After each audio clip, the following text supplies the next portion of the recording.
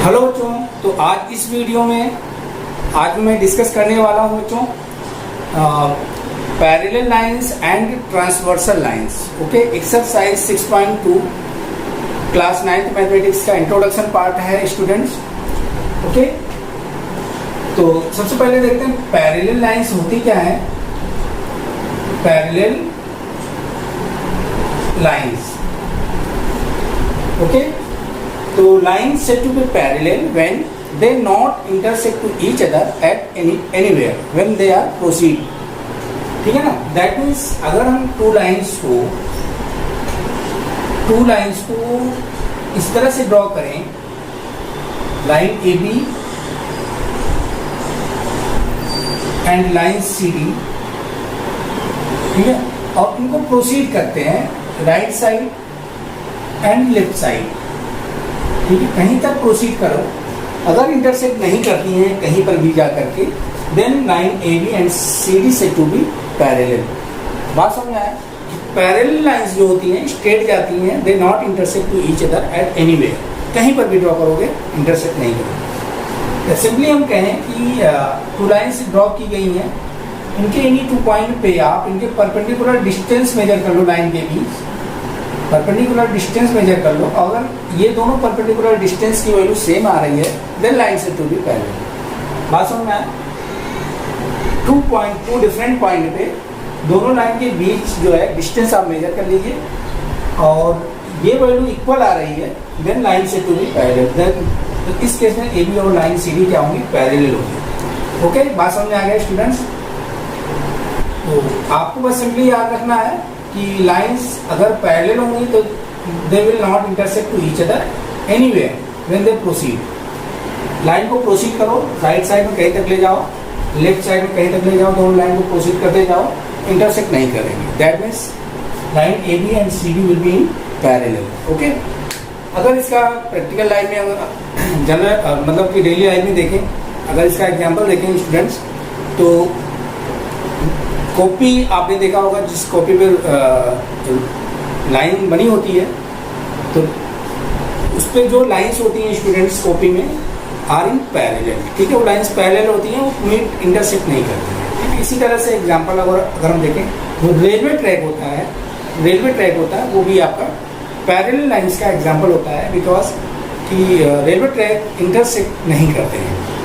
ठीक है ना, बात समझ में आ गया? तो वहाँ से भी आपको एग्जाम्पल मिल जाता है।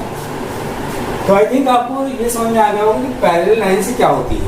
ओके, चलिए आगे बढ़ते हैं। नेक्स्ट हमारा जो पॉइंट्स है वो क्या है?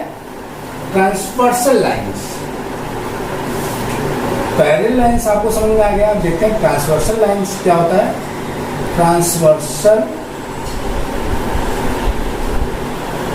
लाइन, ओके, ट्रांसवर्सल लाइन क्या होता है स्टूडेंट्स? सिंपली अगर हम बात करें ट्रांसवर्सल लाइन की, तो सपोज टू लाइंस आपकी A B and C D है, line A B and line C D, 2 lines है, और एक तीसरी लाइन इस तरह से ड्रॉ किया जा रहा है कि जो थर्ड लाइन है, थर्ड लाइन नेम देते हैं पी क्यू। थर्ड लाइन जो पी क्यू है, इन 2 लाइन को 2 पॉइंट पे इंटरसेक्ट करती है, राइट? 2 पॉइंट पे इंटरसेक्ट कर रही है। लाइन ए बी को एस पॉइंट पे और लाइन सी डी को टी पॉइंट पे इंटरसेक्ट कर रही है, then line P Q is said to be transversal line. Okay, तो ट्रांसवर्सल लाइन कौन सी होती है? जो लाइन मोर देन 2 लाइंस को इंटरसेक्ट करती है, that line is known as transversal line. ठीक है ना, तो आप सिंपली ट्रांसवर्सल लाइन को डिफाइन कर सकते हैं कि a line which intersect more than 2 lines, then line said to be transversal lines. तो यहाँ पे आपकी जो पी क्यू लाइन्स है ट्रांसवर्सल लाइन होगी। क्यों होगी? क्योंकि लाइन पी क्यू जो है लाइन ए बी और लाइन सी डी को इंटरसेक्ट कर रही है। ओके, इतनी बात समझ में आ गई?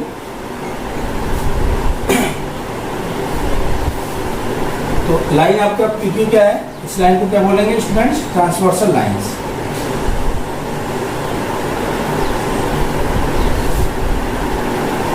Transversal line.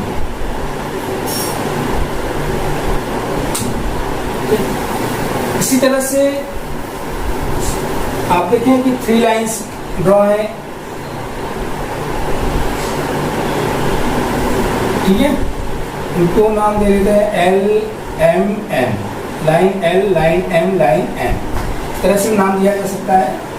ओके, और थर्ड लाइन आपकी है लाइन क्यू। तो लाइन क्यू हम देख रहे हैं कि लाइन एल एम एन को इंटरसेक्ट कर रही है, राइट, ए पॉइंट पे, B point and C point, ठीक है, ए बी सी पॉइंट पे इंटरसेक्ट कर रही है। That means line Q is said to be transversal line. Line Q क्या होगी? ट्रांसवर्सल लाइन होगी।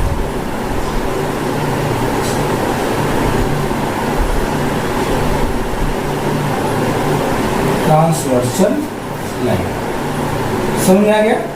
ओके, चलिए इससे रिलेटेड कुछ टर्म्स देखते हैं, सिर्फ कर दें। ट्रांसवर्सल लाइन का कंसेप्ट आपको अच्छे से समझ में आ गया होगा, क्या होती है ट्रांसवर्सल लाइन। ओके, जब कर दें।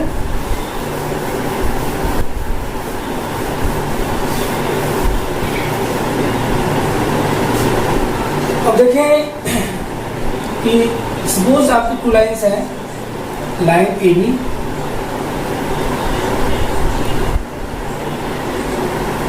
एंड लाइन सी डी, ठीक है, 2 लाइन है। Third line that means transversal line,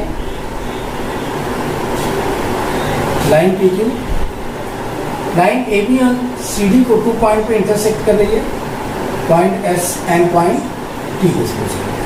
okay, तो पॉइंट एस पर हम देखें तो 4 एंगल फॉर्म हुआ है। एंगल 1 इसको एंगल 2 नाम दे देता हूं, एंगल 3 एंड एंगल 4। ओके, इसी तरह से यहां से देखें angle 5, angle 6, angle 7 and angle 8। Okay, इनको हमने डिवाइड कर दिया एंगल्स को। एस पॉइंट में 4 एंगल 1 2 3 4 बनेंगे, यहाँ पर भी 1 2 3 4 एंगल बना है। 1 2 3 4 एंगल 5 6 7 8 नाम दीजिए, कोई प्रॉब्लम नहीं है स्टूडेंट। तो यहाँ पे देखिए कुछ टर्म्स डिफाइंड है, इसे आपको समझना है। Alternate interior angle, alternate interior angle, interior angle. देखिए अल्टरनेट इंटीरियर एंगल क्या होते हैं? तो स्टूडेंट्स यहाँ पे जो alternate interior angle, angle 3 and angle 5, angle 3 and angle 5, okay. इसी तरह से एंगल 5 एंड एंगल 6, ये फर्स्ट आपका हो गया। सेकेंड पार्ट हो जाएगा एंगल 5 एंड एंगल 6, ठीक है। ये 2 पेयर्स हैं जो अल्टरनेट इंटीरियर एंगल्स होते हैं। अगर कोई ट्रांसवर्सल लाइन PQ है, 2 लाइन को इंटरसेक्ट कर रही है, तो 2 pair of alternate interior angle form होंगे। बात समझ में? एंगल 3 ये वाला एंगल और एंगल 5, ठीक है। इसी तरह से ये एंगल 4, सीधा angle 4, angle 4, okay, and angle 6। बात समझ में? Angle 4 and angle 6, 4 and angle 6, ये अल्टरनेट इंटीरियर एंगल है। क्यों है? क्योंकि लाइन AB और CD इनसाइड आ रही है। AB लाइन, AB और CD लाइन को अगर हम देखें तो ये दोनों एंगल जो है, चारों एंगल जो है, मतलब पेयर ऑफ एंगल्स, एंगल 3 और एंगल 5 और एंगल 4 एंड एंगल 6 दोनों लाइन के बीच में आ रहे हैं, ठीक है। इनको अल्टरनेट इंटीरियर एंगल बोला गया है। Second, alternate exterior angle, alternate exterior angle.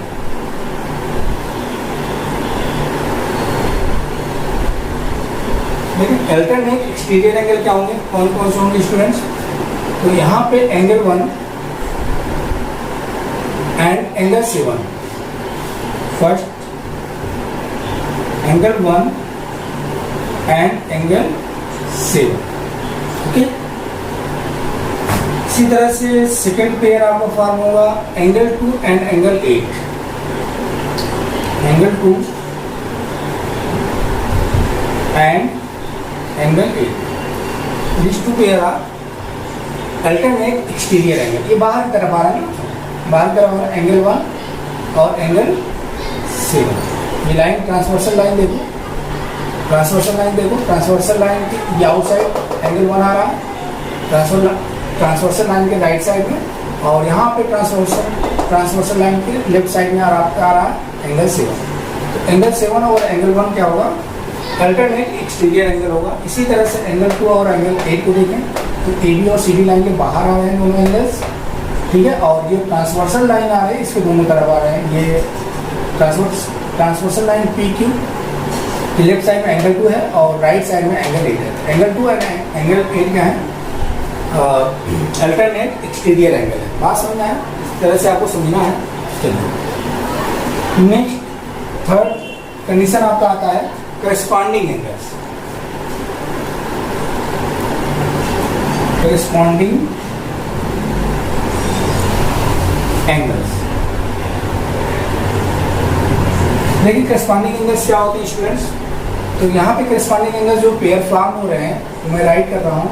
First pair angle 2 and angle 6, and angle 2 and angle 6.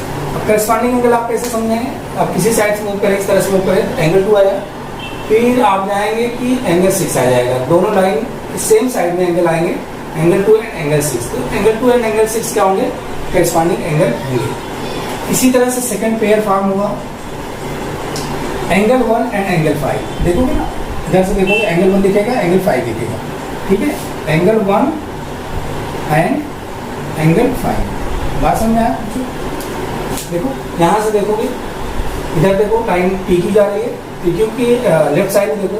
अगर यहाँ से देखो तो एंगल 2 और एंगल 6 दिखेगा, एंगल 2 और एंगल 6 दिखेगा, ठीक है. एंगल 2 एंड एंगल 6 क्या होंगे, करस्पॉन्डिंग एंगल होंगे. इसी तरह से लाइन पी क्यू के राइट साइड में अगर देखें, यहाँ से एंगल 1 एंड एंगल 5 दिखेंगे सामने दोनों के, ये दोनों करस्पॉन्डिंग एंगल होंगे, ओके. इसी तरह से नेक्स्ट पेयर आपका फॉर्म होगा एंगल 8 एंड एंगल 4. और डाउन साइड से आप देखो, इधर से देखो एंगल 8 और एंगल 4, एंगल 8 एंड एंगल 4, ये भी करस्पॉन्डिंग एंगल है. इसी तरह से यहाँ पे देखें एंगल 7 एंड एंगल 3, ठीक है. एंगल 7 एंड एंगल 3 ये करस्पॉन्डिंग एंगल होता है. Angle 7 and angle 3 corresponding angle है. तो करस्पॉन्डिंग एंगल में देख रहे हैं 4 पेयर फॉर्म हो रहे हैं, ठीक है. Alternate interior angle and alternate exterior angle में 2 पेयर फॉर्म हो गए. इतनी बात समझ में आ गई बच्चों, इसमें कोई प्रॉब्लम नहीं आनी चाहिए, ठीक है. सबसे पहले आपको ये पता होना चाहिए कि अल्टरनेट इंटीरियर एंगल क्या होते हैं और अल्टरनेट एक्सटीरियर एंगल क्या होते हैं और करस्पॉन्डिंग एंगल्स क्या होते हैं, okay. Clear, any doubts? I think doubt नहीं होना चाहिए. चलिए इससे मैं रब कर दूं. कुछ थ्योरम्स हैं स्टूडेंट्स, तो आपको ध्यान से समझना है. थ्योरम्स हैं, एग्जाम्स हैं. चलिए केसेस देखते हैं ना.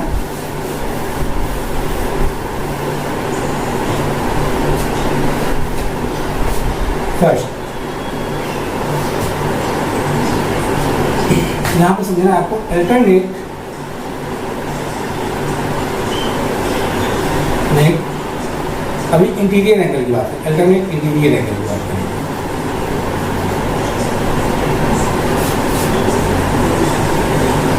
अल्टरनेट इंटीरियर एंगल के भी रिस्पेक्ट बात करेंगे स्टूडेंट्स. तो यहाँ पर देखें angle 3 and angle 5. First pair आप देखें angle 3 and angle 5 alternate interior angle. अब आपको ध्यान से समझना है.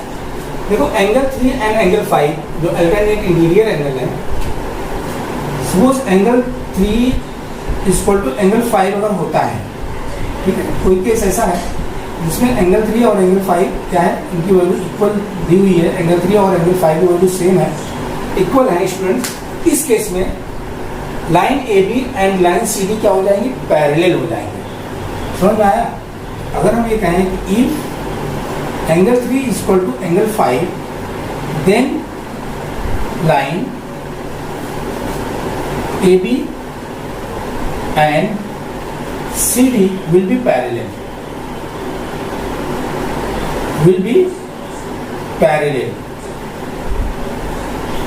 ये बात आपको याद रखना है। अल्टरनेट इंटीरियर एंगल की वैल्यू अगर इक्वल है तो line will be parallel.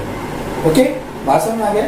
Alternate interior angle अगर इक्वल है तो इसका मतलब ये हुआ कि line AB and line CD क्या होंगी? पैरेलल होंगी। ओके, इसी तरह से बी पार्ट की बात करें और एंगल 4 एंड एंगल 6, ठीक है बच्चों? तो एंगल 4 इक्वल टू एंगल 6 है। If angle 4 equal to angle 6 है, then line AB and CD will also in parallel. The line AB and CD will be parallel.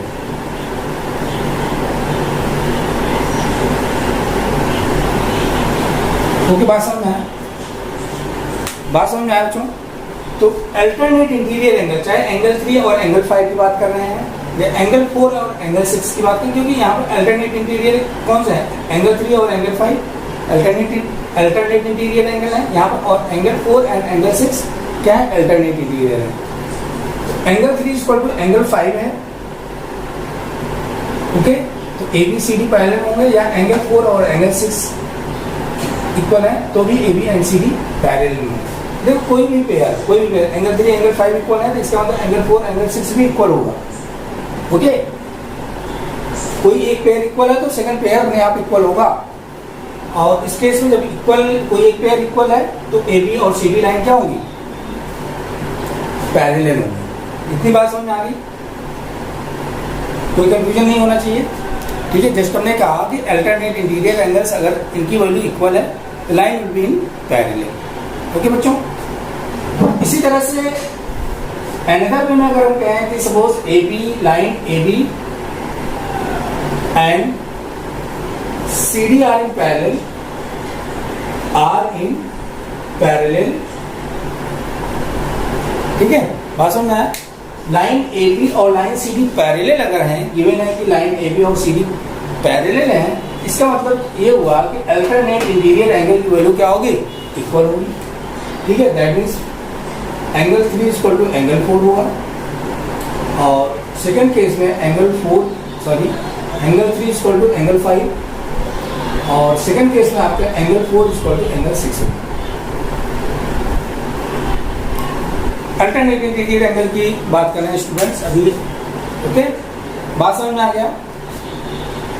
Two lines that means AB and CD अगर parallel में है तो इनके alternate interior की value जो होगी equal होगी। That means angle 3 equal to angle 5 होगा and angle 4 equal to angle 6 होगा।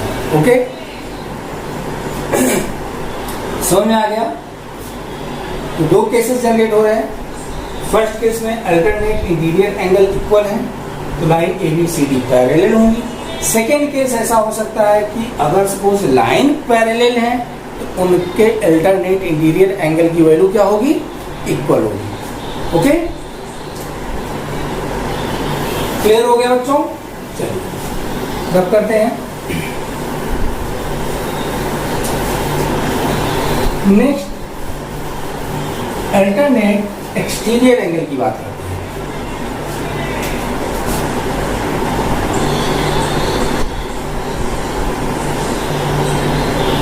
Alternate exterior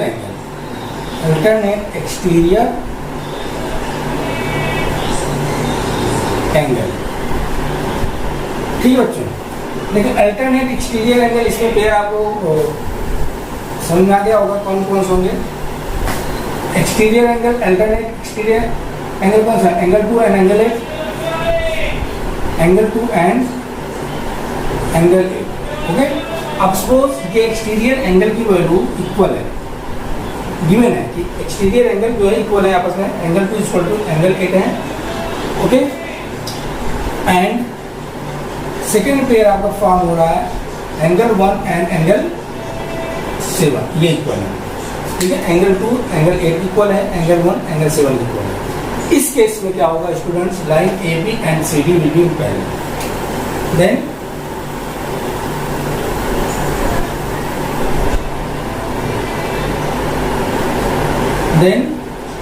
line A B and C D will be in parallel। बात समझ में आ गया कि एक्सटीरियर एंगल जो है, alternate exterior angle, angle 2 and angle 8 ये इक्वल है, और एंगल 1 और एंगल 7 इक्वल है। तो ए बी और सी डी जो लाइन होगी ये क्या होगी, पैरेलल होगी। ओके, बात समझ में आया। इसी तरह से अगर हम कहें कि ए बी और सी डी लाइन अगर पैरेलल हैं तो अल्टरनेट एक्सटीरियर एंगल की वैल्यू इक्वल होगी, ठीक है। सेकेंड केस बच्चों आपका ये बन जाता है, if line A B parallel to line C D, then, ठीक है, ए बी और सी डी अगर गिवन है कि पैरेलल है, इस केस में आप ये शो कर दोगे कि एंगल 2 इक्वल टू एंगल 8 के होगा, ठीक है, और एंगल 1 इक्वल टू एंगल 7 के होगा। ठीक है बच्चों, क्लियर हो गया? ठीक है। तो अगर लाइन पैरेलल में है तो एक्सटीरियर एंगल की वैल्यू क्या होगी, इक्वल होगी। ओके, सिमिलरली स्टूडेंट्स इसे रब कर दो, समझ में आ गया होगा। थ्योरम्स है, आप याद कर सकते हैं या यहां से समझ जाओ तो भी इजिली यूज कर पाओगे। चलिए next, third case, corresponding angle. Corresponding angle,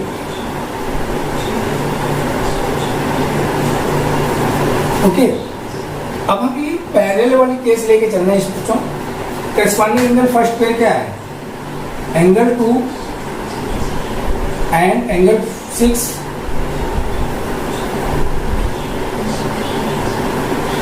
angle 2 and angle 6 क्या है, करेस्पॉन्डिंग एंगल है।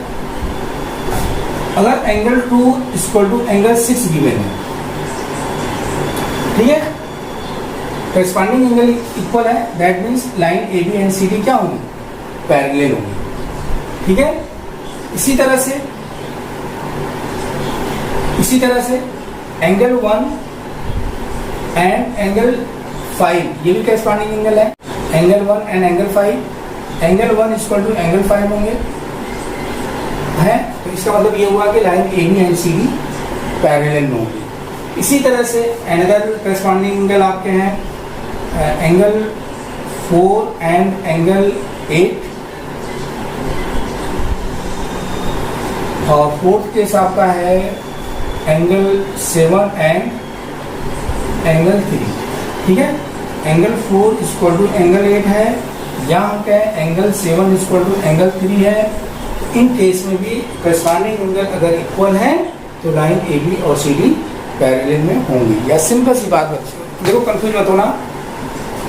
अगर हम एंगल 2 इक्वल टू एंगल 6 दिया हुआ है, that is A B C D two lines हैं, ए पी क्यू आपकी ट्रांसवर्सल लाइन है, और इसमें दिया है कि एंगल 2 इक्वल टू एंगल 6 है, तो तुरंत आप बताओगे कि A B and C D parallel में होंगी।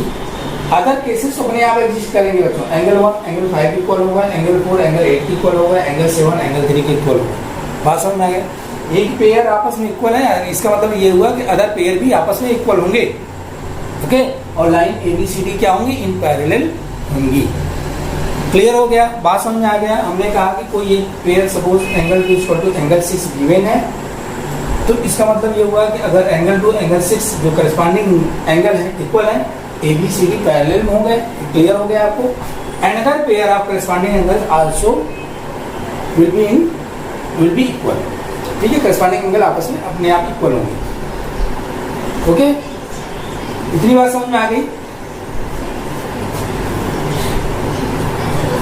इसी तरह से रिवर्स केस में आप जा सकते हैं कि अगर ए बी और सी डी पैरेलल में है तो करस्पॉन्डिंग एंगल इक्वल होंगे। सपोज ए बी और सी डी दिया है पैरेलल में है, इसका मतलब एंगल 2 और एंगल 6 क्या होंगे, इक्वल होंगे। एंगल 1 एंगल 5 इक्वल होगा, एंगल 4 एंगल 8 के इक्वल होगा, एंगल 7 एंगल 3 के इक्वल होगा।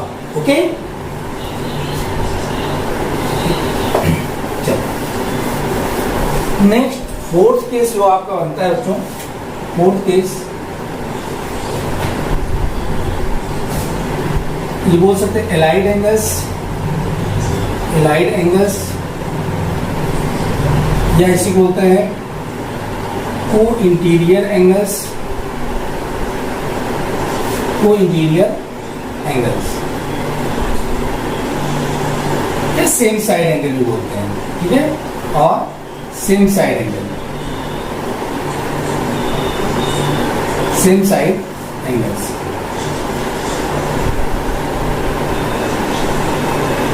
Same side interior angles. Okay, ये तीन है allied angles, co interior angles, same side angles, same side exterior interior angles. देखिए एंगल 3 अगर यहाँ पर देखो पी क्यू आपकी ट्रांसवर्सल लाइन है, A B C D parallel lines है, तो यहाँ पे जो एंगल 3 है और एंगल 6 है, पी क्यू ट्रांसवर्सल लाइन के सेम साइड एग्जिस्ट कर रहे हैं, एंगल 3 एंड एंगल 6, और एंगल 3 एंड एंगल 6 क्या है, इंटीरियर एंगल्स हैं, ठीक है।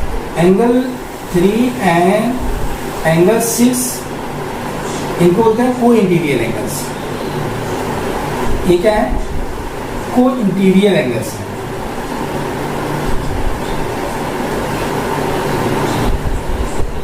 ठीक है, इसी तरह से एंगल 4 एंड एंगल 5, एंगल 4 ये एंगल और एंगल 5 को इंटीरियर एंगल है।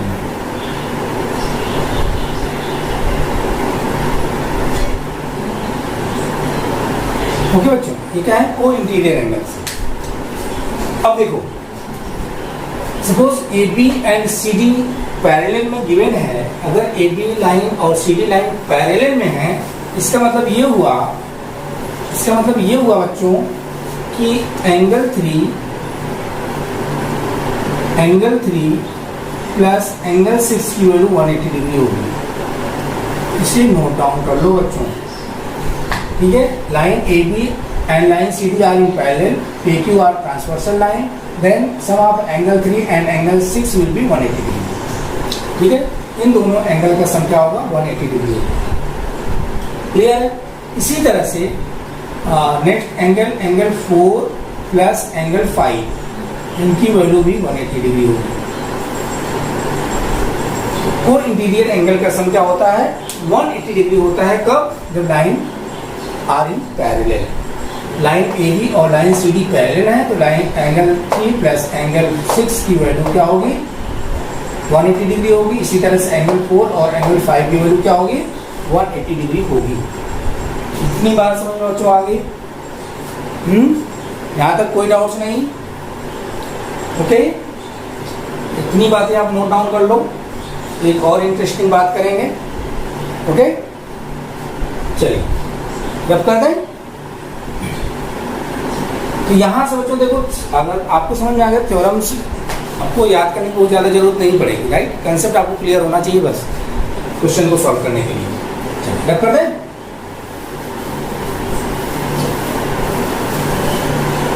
अब देखो जो नेक्स्ट केस मैं बताने जा रहा हूं आपको,